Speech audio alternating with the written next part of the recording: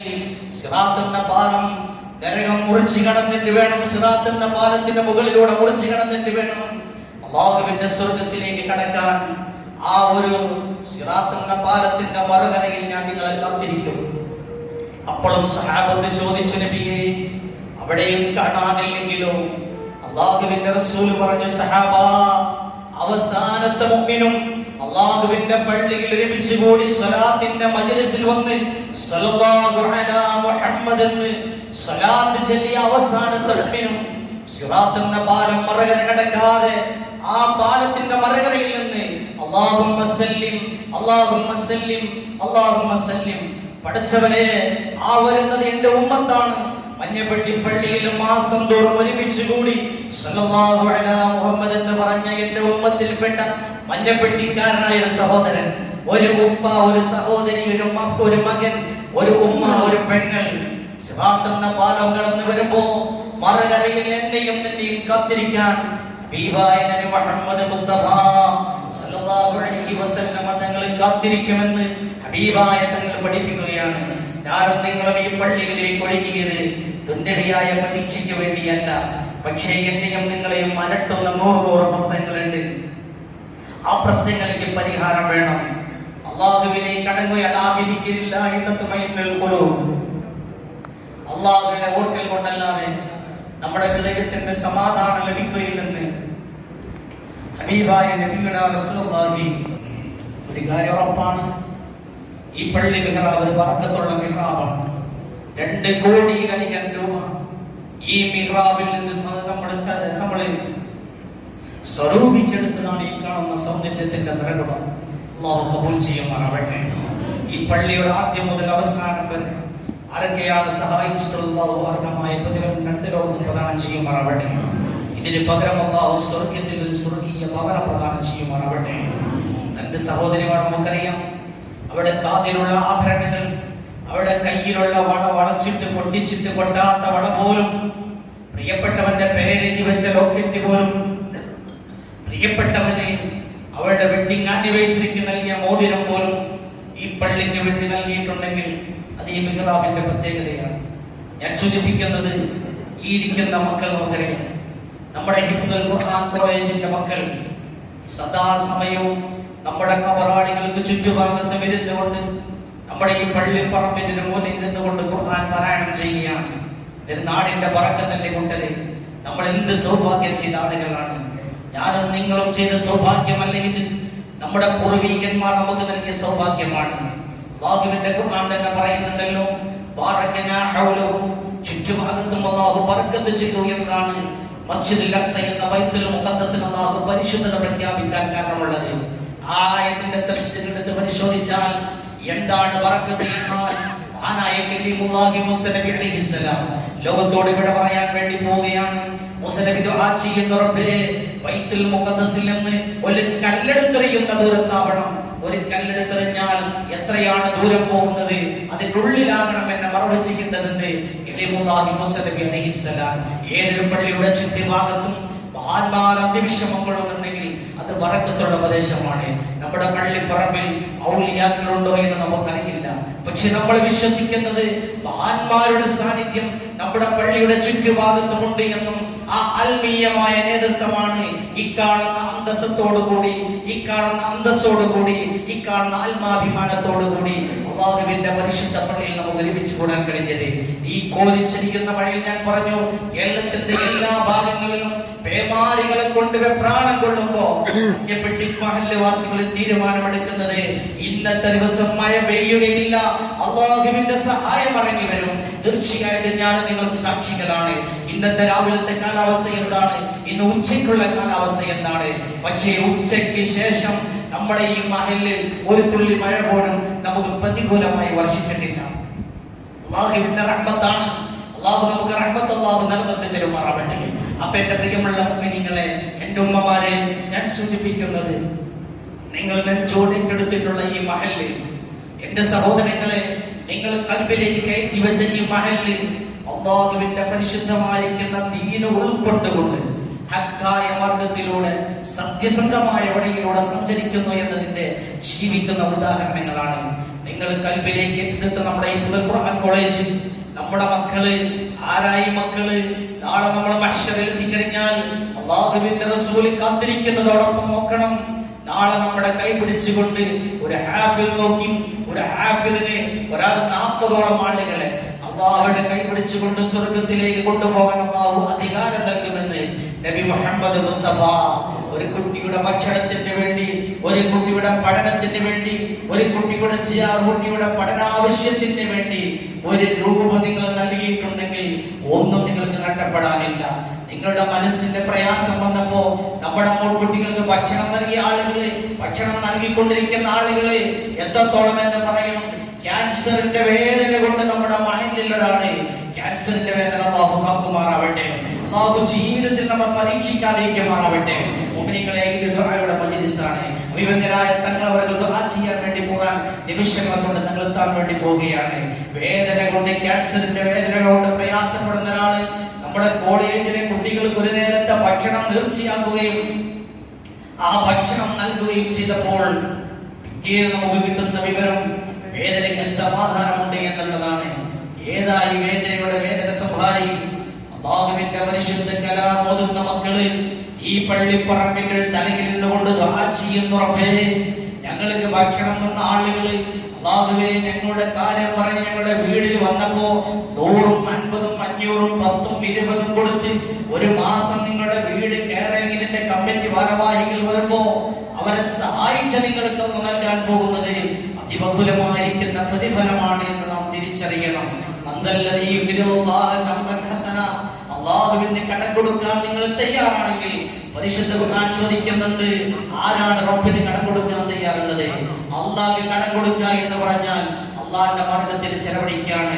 ഏതാ അല്ലാഹുവിന്റെ മാർഗ്ഗം? അല്ലാഹുവിന്റെ പരിശുദ്ധ ഖുർആൻ പഠിക്കലും അത് പഠിപ്പിക്കലും അല്ലാത്ത മറ്റൊരു മാർഗ്ഗമേതാണ് അല്ലാഹുവിന്റെ മാർഗ്ഗമുള്ളത്. അതുകൊണ്ട് എൻ്റെ ഉമ്മമാരെ, ഞാൻ അവസാനിപ്പിക്കുകയാണ്. നിങ്ങൾ സ്വീകരിച്ചിരിക്കുന്ന, നിങ്ങൾ കൽബിലേക്ക് എത്തിവെച്ചിരിക്കുന്ന ഈ പരിശുദ്ധ ദീൻ നിങ്ങൾക്ക് വരാനുള്ളത് ഇൻഷാ അല്ലാഹ് എല്ലാ മാസവും നമ്മൾ ഇൻഷാ അല്ലാഹ് തങ്ങൾ അവരിൽ എത്തിയതിനു ശേഷം തങ്ങളുമായി സംസാരിച്ചുകൊണ്ട് അടുത്ത മാസത്തെ സ്വലാത്ത് നമ്മൾ നിശ്ചയിക്കാൻ പോവുകയാണ്. നമ്മളൊരു വിപുലമായ സ്വലാത്താണ്. 1500-ലധികം കുടുംബങ്ങൾ താമസിക്കുന്ന ഈ മഹല്ലിൽ ഒരു സ്വലാത്ത് മജ്ലിസ് എന്ന് പറഞ്ഞാൽ, ഒരു സ്വലാത്ത് മജ്ലിസിന് ഭക്ഷണം കൊടുക്കുന്നില്ലെന്ന് പറഞ്ഞാൽ നമുക്കത് സഹിക്കാൻ കഴിയില്ല. അല്ലാഹു നമുക്കൊക്കെ നിഅമത്ത് ചെയ്ത ആളുകളാണ്. അതിഗംഭീരമായി കൊണ്ട് ഇൻഷാ അല്ലാഹ് ഭക്ഷണത്തോടുകൂടി നമുക്ക് ബറക്കത്തായ ഭക്ഷണം. ഇന്ന് ഭക്ഷണത്തിന് പഞ്ഞമുള്ള കാലമല്ല, പക്ഷേ ഭക്ഷണത്തിന് ബറക്കത്തുണ്ട്. നമുക്ക് സ്വലാത്തിന്റെ കിട്ടുന്ന ഭക്ഷണം ഇന്ന് നമുക്ക് കിട്ടാൻ പോകുന്ന നമ്മുടെ മധുരപാനീയം നമ്മുടെ ശരീരത്തിന്റെ ഉള്ളിലുള്ള രോഗങ്ങൾക്കുള്ള ശിഫക്കാണെന്നുള്ള നെയ്യത്തോടുകൂടി നിങ്ങൾ കുടിച്ചാൽ നമ്മുടെ രോഗത്തിനുള്ള മരുന്നാണ്. അല്ലാഹു ശിഫ നൽകുമാറാവട്ടെ. നമ്മുടെ മഹല്ലിൽ ഒരുപാട് രോഗികളുണ്ട്. അല്ലാഹു എല്ലാവരുടെ രോഗങ്ങൾക്കും ശിഫ നൽകുമാറാവട്ടെ. പ്രിയപ്പെട്ട മുഅ്മിനീങ്ങളെ, ഈ പള്ളിയുടെ ചുറ്റുഭാഗത്ത് അന്ത്യവിശ്രമം കൊള്ളുന്നവരെ, എന്റെ പിതാവടക്കം, നിങ്ങളുടെ പിതാവടക്കം, നിങ്ങളുടെ ഉമ്മയടക്കം, നിങ്ങളുടെ വല്യപ്പയും വല്യമ്മയും, നിങ്ങളുടെ കൂടെ കടന്ന നിങ്ങളുടെ പ്രിയതമയടക്കം, നിങ്ങൾ താലോലിച്ച നിങ്ങളുടെ പിഞ്ചു പൈതങ്ങളടക്കം, നമ്മൾ കാണാത്ത നമ്മുടെ പൂർവികന്മാർ ഈ പള്ളിയുടെ ചുറ്റുഭാഗത്തും സന്തോഷിക്കുന്ന നിമിഷമാണ് ഈ നിമിഷം. എന്തുകൊണ്ട്? സ്വാലിഹുൽ മുസ്ലിം റളിയല്ലാഹു അൻഹു പറയുന്ന ഒരു സംഭവമുണ്ട്. സ്വാലിഹുൽ മുസ്ലിം തങ്ങളിലേക്ക് പള്ളിപ്പറമ്പിൽ ഇങ്ങനെ പോയി കിടക്കുകയാണ്. അർദ്ധരാത്രി സമയമാണ്. കബറാളികളൊക്കെ പള്ളിപ്പറമ്പിലെ കബറാളികളൊക്കെ മീസാൻ കല്ലിന്റെ തലഭാഗത്തേക്ക് ഇറങ്ങി വരികയാണ് അർദ്ധരാത്രിയിൽ. സ്വാലിഹുൽ മുസ്ലിം തങ്ങൾ മിണ്ടാതെ പള്ളിപ്പറമ്പിന്റെ മൂലയിൽ നിൽക്കുന്നു. കബറാളികളൊക്കെ 4 ഭാഗത്തേക്ക് ഓടിപ്പായുന്നു. എന്തൊക്കെയോ നുള്ളിപ്പുറക്കുന്നു. എല്ലാവരും കബറിടത്തിലേക്ക് തിരിച്ചു പോകുന്നു.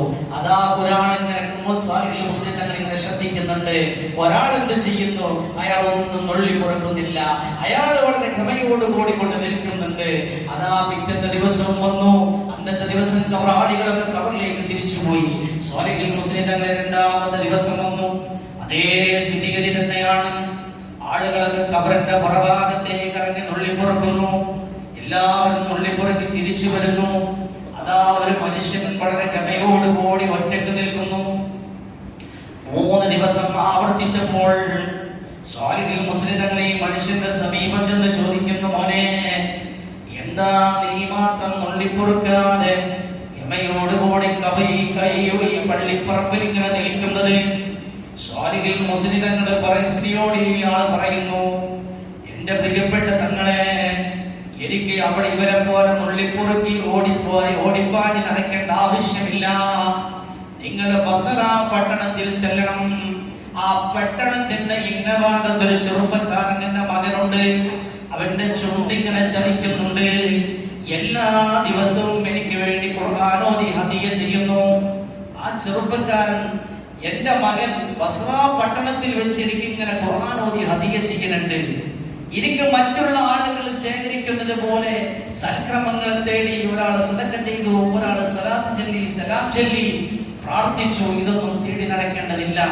എന്റെ മകൻ എനിക്ക് ഹദിയ ചെയ്യുന്നുണ്ട്. സ്വാലിഹിൽ മുസ്ലിം തങ്ങൾ എന്ത് ചെയ്തു?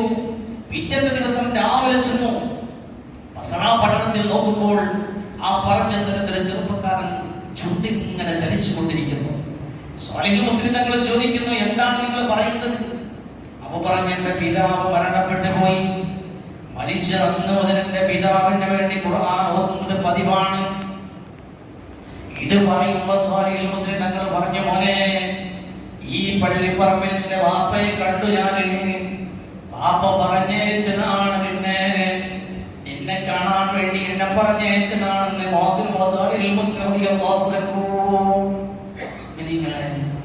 ഇന്നത്തെ ദിവസം നമ്മളൊരു യാസീൻ ഓതി ഈ കബറാളികൾക്കൊക്കെ വേണ്ടി വല്ലാത്ത സന്തോഷമുള്ള ദിവസമാണ്. നമുക്ക് അവർക്ക് സലാം ചെല്ലാൻ കഴിയുന്ന ദിവസമാണ്. മാസത്തിൽ ഒരു വട്ടം, ഒരു വിശാലമായ ഒരു മണി മുതൽ ഒരു 9 മണി വരെ. ഇന്നൽപ്പം വൈകിയിട്ടുണ്ട്. ഇൻഷാ അല്ലാഹ് തങ്ങളപ്പ എടുത്തിന്നാവല്ലേ